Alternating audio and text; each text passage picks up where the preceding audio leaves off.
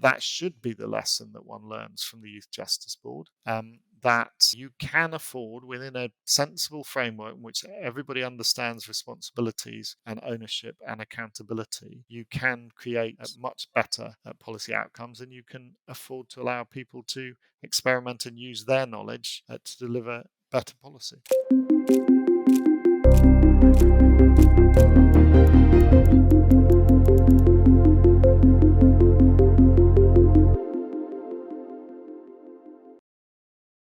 My name's Jonny Oates. I'm a member of the UK House of Lords, our second legislative chamber. I'm also the chief executive of an organisation called United Against Malnutrition and Hunger. And I formerly was a senior advisor to the chairman of the Youth Justice Board of England and Wales. And before that, I was the Chief of Staff to the Deputy Prime Minister in the UK's first peacetime coalition in about 100 years. And I've worked in communications and government relations for many years. I've also worked in Africa, in the first democratic parliament in South Africa, as well as teaching in a rural secondary school in Zimbabwe.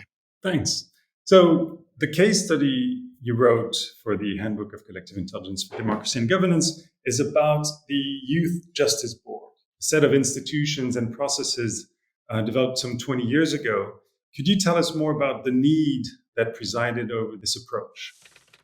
Yes, in the late 1990s, there was very large public concern about youth crime, but there was also a significant concern that the only solution that was being proffered to it was to place young people under the age of 18 in secure facilities, i.e. to detain them in youth jails. And that was not proving a successful solution, because although it took them off the streets for a period of time, there was a 90% recidivism level, i.e. 90% of them reoffended very rapidly. And it was very hard politically, however, to put across any messages that suggested one was going to go soft on crime, and particularly on youth crime, because if anything, the clamour was the other way. If our group is representative of public opinion, the general feeling is that harsher sentences and longer sentences should be the norm to punish the criminal, and that would be the answer to crime. What do you feel? But the incoming Labour government, I think, understood that simply placing more and more people in juvenile detention was firstly extremely expensive, and secondly extremely ineffective. So they sought to break the chain on this, but they recognised that they had to do it in a politically savvy way and try and bring the public with them. Tony Blair adopted perhaps his most sort of famous pre-government slogan, which was tough on crime and tough on the causes of crime, because Labour was always worried about being accused of going soft. But it was an intelligent approach. You've got the motto, tough on crime, tough on the causes of crime. Is there real policy behind that, or is it just a slogan? There is a policy behind it. What I believe that you require is to get away from this idea that you choose between either trying to prevent crime and deal with its causes, or simply punish the criminal, and that you want a criminal justice system that actually works and is functioning effectively, but also a society that's prepared to act and cooperate in a much better way in preventing crime and tackling some of the underlying causes of crime and dealing with problems like the link between crime and drugs and so forth. And that's the general basis of the policy.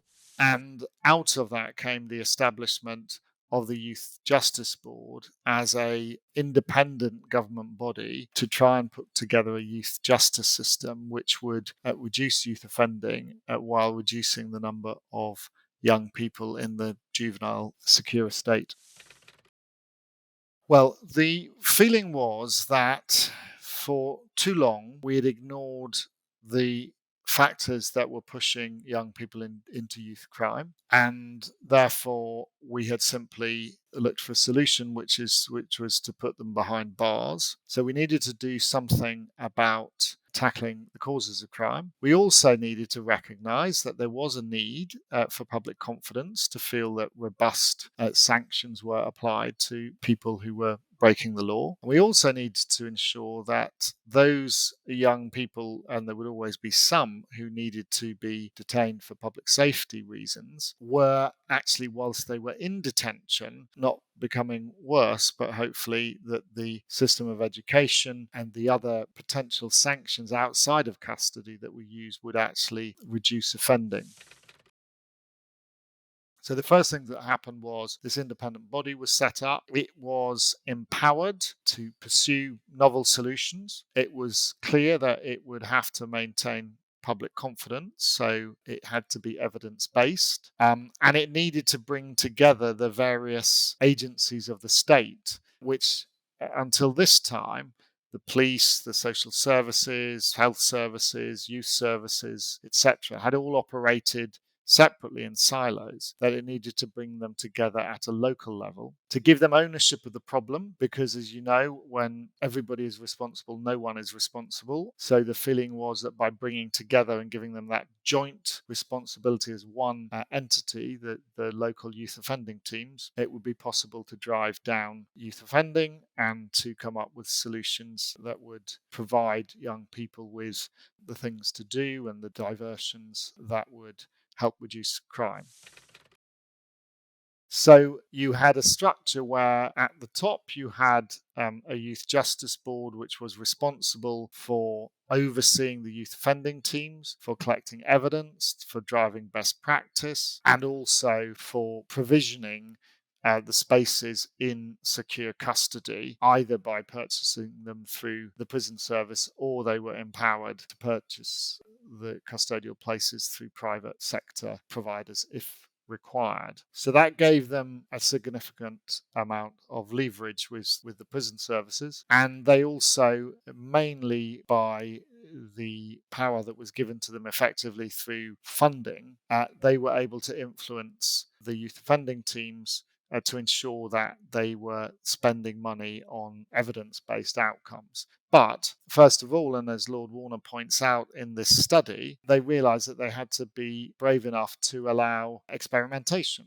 And experimentation means that some things fail and other things work. And the key is knowing which is which and doing more of the successful things and less of the unsuccessful ones. So the Youth Justice Board played quite a role in that, in commissioning the assessment of evidence, in bringing together the youth offending teams at regular conferences at a regional level and once a year at a national level, in distributing, back in those days, a sort of regular newsletter showing successes and learning lessons from things that hadn't worked so well.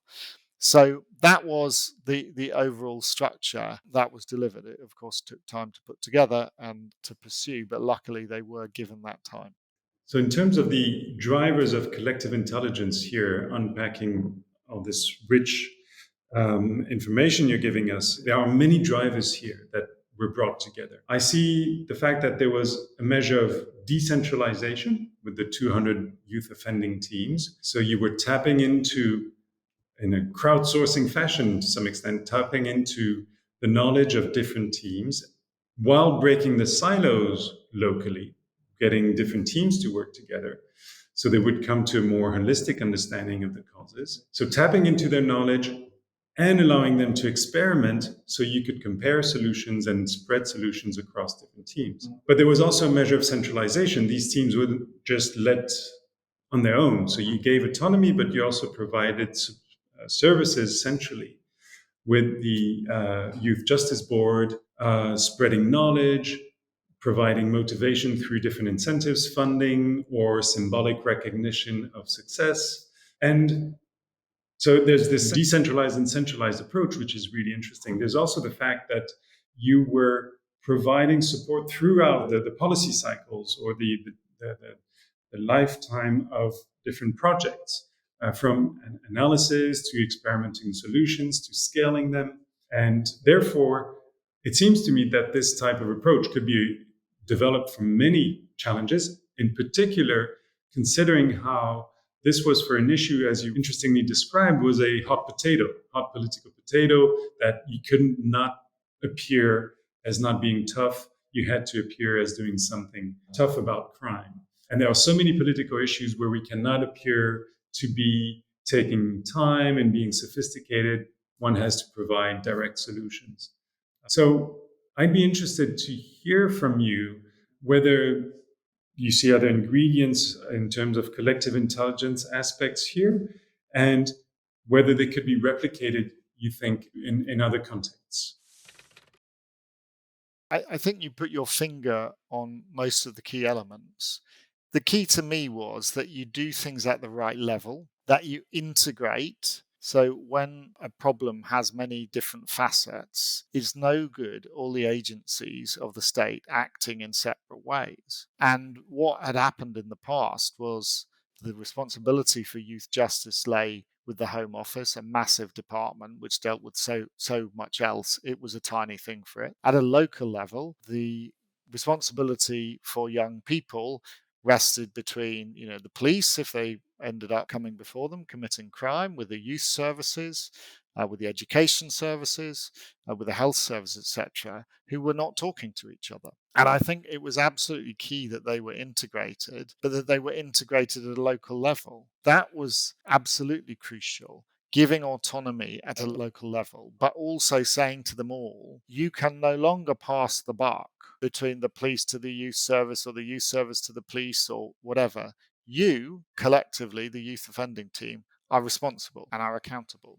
But you are also going to be empowered. So there will be a body that is overseeing and assuring accountability, but it will give you the autonomy to use your own judgment and also to take into account local factors to ensure that you find the best solutions. And it will back you when you make mistakes, as long as you're willing to learn from them. And it will, as you say, reward, whether symbolically or financially, your successes. And I think that was extremely important. And the local element is crucial because, of course, the manifestations of crime, the services that are available at local levels vary incredibly. I mean, between rural areas and urban settings, the nature of crime that's committed is different. The nature of education provision, of youth service provision is all different. And that has to be taken into account. And I think one of the great successes of the Youth Justice Board was that Norman Warner, who was its first chairman and its founder, he had come from a local authority background. He had been the director of social services in Kent County Council, a large area of the UK, a large local area. And he had seen what happened when you had all the different services passing the buck. So he knew both what the problem was, but he had a very good inkling of what the solution was and how that practically could be effective, not with diktats from the centre, which often government thinks is the way to solve a problem, but by intelligent thinking of how collective intelligence could be used locally and then joined up together nationally to learn from each other and to get better results. And it was incredibly successful as a policy intervention. I think the main flaw is that there is not a collective celebration of things that work. I think we have a big problem, certainly in the UK, with our media, particularly our print media, which jumps on anything that doesn't work as if that is an indication of the complete failure, idiocy, etc., of whoever's put it forward, instead of understanding that if you actually want to find the most effective policy, you will have to experiment a bit. You will make mistakes, and the important thing is you learn from them. I think that's why it's really key to do things at the right level. It did mean having youth offending teams trialing different approaches, that you weren't sort of having government dictate one approach, which, if it went terribly wrong, then was really a big problem. What you had was people experimenting, and then the things that worked well being widely adopted. I would really like to see much more of that done. I think probably throughout Europe, but certainly in the UK, we are an incredibly over-centralized system. And we simply expect the government at central level in the UK to kind of do everything. And then we scream very loudly when, not entirely surprisingly, it doesn't prove itself necessarily up to the task. And I think that's inevitable because conditions vary at local level. Experiences, knowledge, etc. vary. And if you limit yourself to a few people at the top of the national government, a few civil servants, you won't create the kind of change that you need. And so I hope that would be the lesson. I'm afraid it hasn't been enough. It hasn't been widely enough adopted in the UK, but that should be the lesson that one learns from the Youth Justice Board. That you can afford, within a sensible framework in which everybody understands responsibilities and ownership and accountability, you can create much better policy outcomes, and you can afford to allow people to experiment and use their knowledge to deliver better policy. I think this is really at the center of why we want to promote this case, because if you think of it as a mini model of how indeed government could be organized on so many issues, if you would replicate the same principles sort of in a fractal way, with a strong center that provides support to local, regional teams that try, experiment, or rewarded for success. Now, what's needed, I guess, behind this is something similar to what was developed within the Youth Justice Board, is a knowledge hub. So a knowledge center that disseminates the lessons learned. You talked about celebrating successes. I think it is indeed about documenting successes, sharing them, celebrating them whenever we can. One thing is indeed very difficult, and we talk about this in the handbook, because politics is also about power struggles and fights, and there's little room for positive messaging. There's an issue here with the media, but there's also an issue with policymakers and the way the system is built. So on the other hand, we also have a number of case studies about experimentation, rewarding successes, scaling them, etc. And I wondered, how could we make this sharing of knowledge and celebration of successes more widespread? I remember you telling me the story of how David Cameron, if I believe correctly, tried to replicate this approach for over 18 offenders and didn't manage because this didn't look tough enough, if I remember correctly. Is that the case? And what lessons can we learn from that initiative to replicate the lessons learned and the failure? I think it is hard for politicians to take bold decisions because they have lots of different pressures on them, and they are therefore concerned about taking risks. But the one thing I think is important, when ministers are appointed into government, they usually have very little experience of government.